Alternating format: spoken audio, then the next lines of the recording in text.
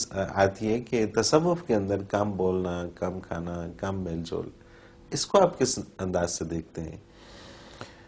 نبی کریم صلی اللہ علیہ وسلم کا فرمان ہے کہ جب بھی کھانا کھاؤ تو 2 لقمے کی جو ہے بھوک چھوڑ دو۔ کیا آپ نے یہ فرمایا کہ 2 لقمے ہی کھا کے چھوڑ دو؟ صحیح، بالکل ٹھیک ہے۔ ٹھیک ہے نا؟ واہ، کیا بات جو ہے! دین اسلام ہے یہ فطری تقاضوں کو پورا کاسوں کو فرما پورا رہا ہے۔ کرتا ہے، بالکل ٹھیک۔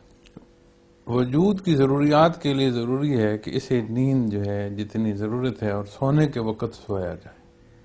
صحیح۔ یہ نہیں فرمایا کہ اسے جگراتے دو۔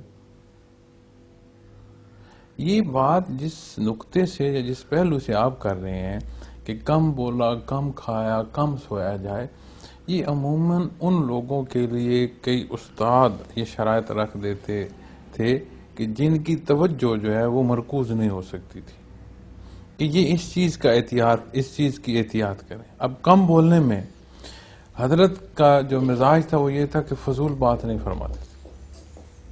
اپنی تسبیحات میں یا جیسے میں نے عرض کیا تھا کہ پڑھنے میں ان کا شغف تھا، اس میں کوئی نہ کوئی کتاب اٹھا لیتے، پڑھتے، فضول بات نہیں فرماتے۔